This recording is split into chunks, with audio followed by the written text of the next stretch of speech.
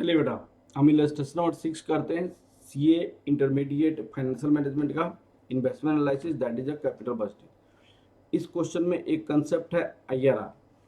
IRR का formula, IRR का मतलब होता है कि हम मार्केट से किस रेट से कॉस्ट ऑफ कैपिटल उठाएं ताकि हमारी इनिशियल इन्वेस्टमेंट रिकवर हो जाए और साथ साथ जो कॉस्ट ऑफ कैपिटल है वो रिकवर हो जाए।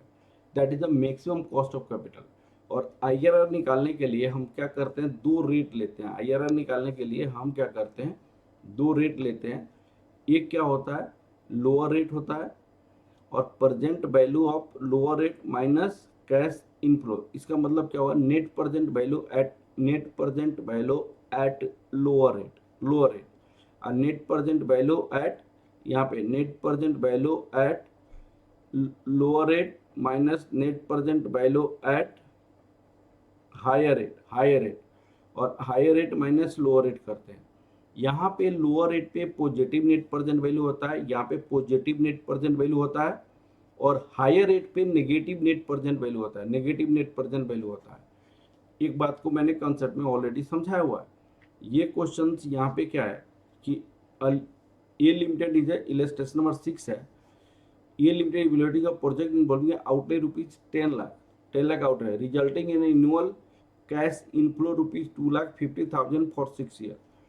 आप देखिएगा यहाँ पे इनिशियल आपकी इन्वेस्टमेंट कितनी है, रुपीज 10 लाख है। 1 2 ... 6 ईयर, यहाँ पे 2,50,000 हर एक साल का कैश का इनफ्लो है। 2,50,000 हर एक साल का कैश का इनफ्लो है। Assuming salvage value for the project is 0, determine IRR of the project. IRR निकालनी है, आईआरआर। तो आईआरआर निकालने के लिए आपको दो रेट होने चाहिए, जिसपे एक पे नेट प्रेजेंट वैल्यू 0 होता है, एक पे नेट प्रेजेंट वैल्यू पॉजिटिव होता है, एक पे नेट प्रेजेंट नेगेटिव होता है।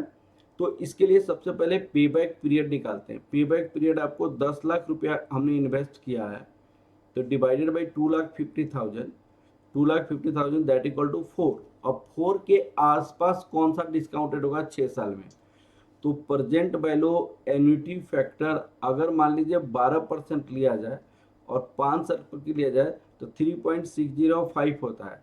तो 6 साल अगर लिया जाए, 6 ईयर लिया जाए तो इससे ज़्यादा होता है। और तो हम सबसे पहले हम नेट प्रेजेंट वैल्यू हम किस पे निकालेंगे, 12% पे निकालेंगे।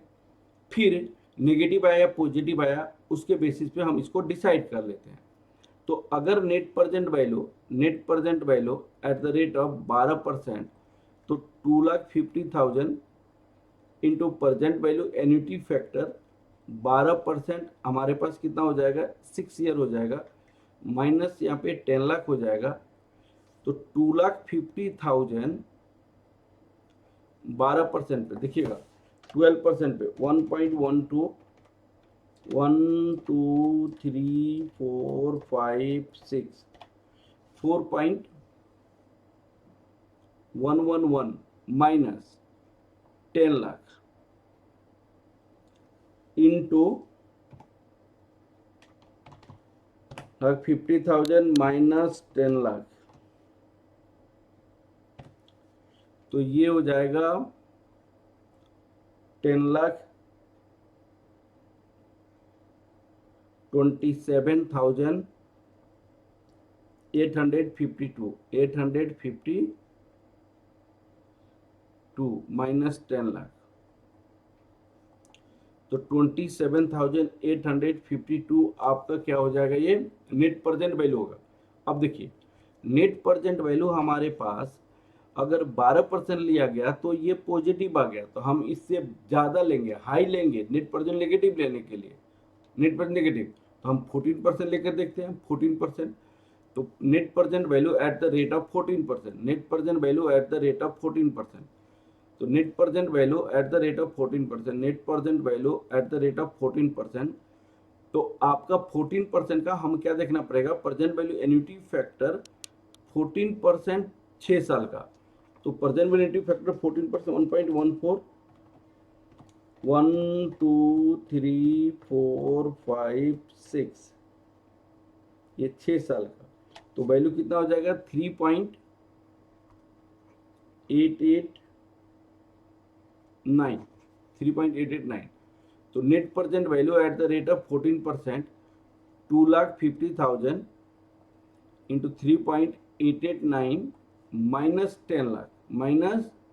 10 लाख, तो 2,50,000 इंटू 2,50,000 हम करेंगे तो 9,72,167 माइनस 10 लाख,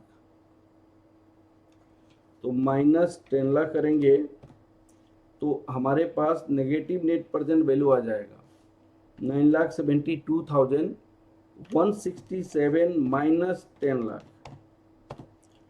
तो माइनस 27,833 आ गया। ये आपके नेगेटिव नेट प्रेजेंट वैल्यू, एक नेट प्रेजेंट वैल्यू पॉजिटिव, एक नेट प्रेजेंट वैल्यू आपके पास नेगेटिव। अब इस पे हम क्या कर सकते हैं, IRR निकाल सकते हैं।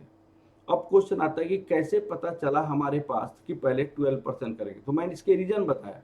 सबसे पहले पेबैक पीरियड निकालते हैं, ये पेबैक पीरियड के आसपास प्रेजेंट वैल्यू एन्युटी फैक्टर देखते हैं।